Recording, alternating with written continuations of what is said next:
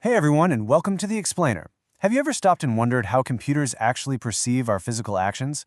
Like, how they literally see what we're doing? Well, today our goal is to decode exactly how researchers are teaching machines to understand the highly complex, totally continuous language of human movement. We're going to unpack a really brilliant piece of research today covering a new AI model called A4IMR, alongside this completely ingenious new dataset known as AMD. To kick things off, I want you to just think about this question for a second. How do you teach an AI the difference between sitting down and crouching, right? To us, it's instantly obvious. You sit in a chair, you crouch on the floor. But human motion is continuous, it's fluid. It varies wildly from person to person, and it changes entirely depending on our mood or our environment. Think about it. If someone is reaching for a coffee mug on a table versus reaching way up high for a book on a top shelf, the core mechanical movements of the arm are kind of similar, but the ultimate meaning of the action is totally different. So how do we get a computer to parse this continuous, highly variable stream of motion and actually grasp the real meaning behind it? Okay, let's dive into this. Here is our roadmap for the explainer. First, we'll look at the language of movement. Second, we'll go inside the A4IMR architecture. Third, we'll check out the foot camera solution. And fourth, we'll wrap up with predicting human behavior. All right, Section 1, the language of movement, framing human motion as a language. Let's get into it. So, to actually solve this massive problem of parsing continuous motion, the researchers behind this study proposed a pretty powerful metaphor. They argue that a truly robust representation of human body movement should actually work exactly like a spoken language. Language is compositional. Letters form words, and words form phrases. Well, if human movement is a language, the AI first needs its words. The researchers call these action atoms. Action atoms are essentially the atomic, really fine-grained joint movements of the body. And the way the system figures out where an action atom begins and ends is actually by looking for non-linear changes in joint trajectories. Basically, when there's a sudden change in acceleration or maybe a sharp shift in the direction a joint is moving, the AI recognizes, aha, a new basic movement unit, a new word, has just begun. But here's the thing. Words alone don't really give you the full picture, do they? You need phrases. And that brings us to action motifs. Action motifs are semantically meaningful and highly reusable temporal compositions of those action atoms. When those smaller, fine-grained atoms combine in very specific sequences, they form these larger, reusable patterns over time. These are literally the phrases of our motion language, and they're absolutely crucial because they capture the actual semantics, the real underlying meaning behind our behaviors. Now, what's really interesting is seeing how this compositionality maps out visually. Notice those blue figures at the bottom? Those represent the action atoms. These are the individual granular stages of a movement, like say the initial bend of the knees, followed by the lowering of the hips, and then that final settling of weight. On their own, they're really just isolated mechanics, but look right above them. You can clearly see how those specific sequences organically build up into a much broader, completely coherent phrase. In this case, the semantic action motif of sitting down. And if you look further over to the right, you see these distinct color-coded clusters showing this exact concept in action. You've got pink figures raising their arms, green figures walking, red figures crouching.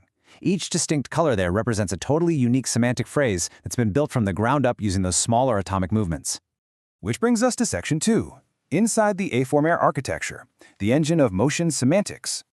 So the big question is, how does a machine actually learn to identify all these atoms and naturally group them into motifs, especially without a human sitting there manually tagging every single frame of a video? Well, it uses something called a Joint Embedding Predictive Architecture, or JEPA for short. And the core idea driving this is masked token prediction. Imagine I handed you a sentence, but I blanked out a few of the words, and you had to guess those missing words just based on the surrounding context. That is exactly what A4IMR is doing, but it's doing it with motion. By masking out segments of an input sequence, the AI is quite literally forced to learn the true underlying meaning of the movement so it can predict what's missing. It can't just take the lazy route and memorize superficial frame-by-frame pose variations. It actually has to understand what's happening. Let's break down the anatomy of this thing. At the base of the architecture here, you'll see these raw, gray 3D human figures. Those represent our incoming sequence of poses. And notice how some of them are blanked out with those dashed boxes? That's the masking mechanism we just talked about. Now, the whole architecture is actually split into two distinct stages. The bottom half, stage 1, is entirely dedicated to learning the action atoms. The poses run through an encoder, which outputs those brightly colored rectangles you see. Those are the latent tokens representing our action atoms. Then, the top half, stage 2, takes those colored action atom tokens and processes them even further to uncover the higher-level emerging action motifs. And right there in the middle, acting as the bridge, is a predictor. For all those masked segments, the ones represented by boxes with a yellow M inside, the predictor's job is to guess what the missing tokens should be. Finally, up at the very top right, the model calculates its errors using smooth L1 loss. It does this by comparing its own predictions against the actual unmasked data. It's just a brilliantly designed, bottom-up hierarchical composition. To make this work, the model really relies on two main components within each of those stages. First up is the encoder. Because human movements take varying amounts of time, some are fast, some are slow, the encoder uses a clever technique called cross-attention to consolidate a variable length segment of motion down into just one single latent token. Second is the latent former. This component takes all those consolidated tokens and captures the temporal relationships between them, and the researchers used a really neat trick here. They restricted the self-attention mechanism so it can only look within a specific segment. Why? Because it prevents the model from getting distracted by completely irrelevant distant frames, forcing it to focus purely on the semantics of the immediate movement happening right then and there. Now, to make absolutely sure these learned phrases are truly reusable no matter the context, the model mathematically separates its predictions into two distinct components. You have a global component, which handles the overall movement of the entire sequence, and a local component, which drills down into the specific segment semantics. And here's the kicker. The researchers intentionally placed a much greater mathematical emphasis on minimizing errors in that local component. This forces the AI to create context-independent motion phrases, meaning it learns the specific phrase for picking up a cup, and it recognizes it whether you're doing it standing in a kitchen, sitting in a living room, or while walking down the hall. All right, moving right along to Section 3, the foot camera solution, engineering the action motif dataset, better known as AMD. Here's the reality. If you want an AI to learn daily indoor activities, you absolutely need natural, real-world data. But there is a massive, persistent problem in computer vision, and that's occlusions. When people are just hanging out in their homes, making food, cleaning, whatever, their lower bodies are constantly being hidden by tables, counters, and furniture. And if the camera can't see the legs, the AI simply can't learn the full pose. So to perfectly track the lower body without disrupting the natural environment, the researchers introduced this brilliantly hacky solution. They took standard black sneakers and equipped them with tiny, super lightweight cameras mounted right on the toes. By deploying these foot-mounted cameras, the researchers completely bypassed the problem of occluded legs.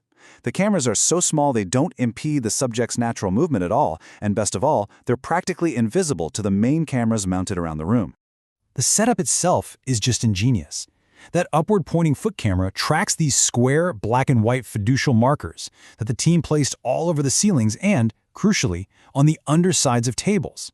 Because of this, the camera can constantly calculate exactly where the foot is in 3D space, even when the subject's legs are totally hidden under a huge dining table from the room's normal perspective. The subjects just throw on these shoes and interact normally with the room. This setup allows for completely perfect 3D skeletal annotations without ever forcing the subjects to squeeze into those unnatural skin-tight motion capture suits. When you actually compare this new action motif dataset, AMD, to the existing options out there, the difference is honestly night and day.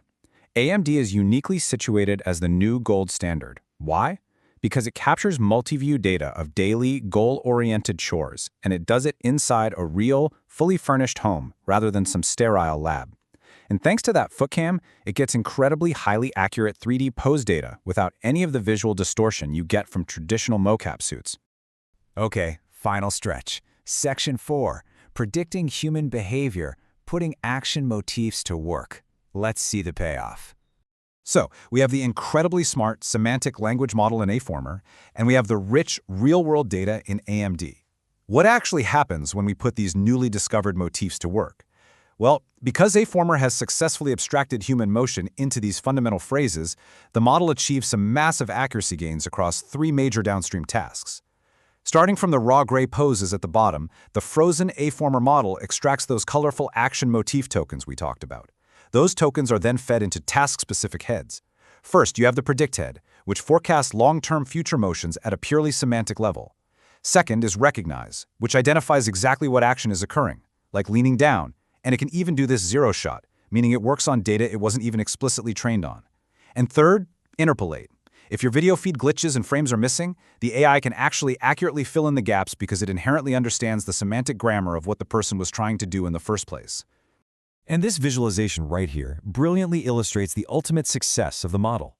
Looking at these rows of brightly colored human figures from the AMD dataset, every single figure painted with the same color belongs to the exact same semantic cluster inside the AI's brain. Check out the pink boxes around the figures in the top and second rows. They highlight people in totally different parts of the room, doing completely different things. Yet the specific phrasing of their bending motion is semantically identical, so the AI correctly paints them both pink. Or look at the blue boxes. They capture a person sitting on a dining chair in one scenario versus a person crouching super low to the ground in another. The AI recognizes the shared semantic grammar of that downward weight shift and clusters them together with the same blue color. It proves without a doubt that the AI truly understands semantic similarity across entirely different real-world actions. By transforming the continuous, messy blur of human motion into a highly structured language of atoms and motifs, the A4IMR architecture, along with the AMD dataset, have quite literally changed the game for computer vision. Which leaves us with a pretty fascinating and maybe slightly provocative final thought to ponder. If artificial intelligence can now truly understand the underlying grammar of our physical movements, what will it anticipate us doing next? Thank you so much for joining me on this explainer. Keep learning, stay curious, and I'll catch you on the next one.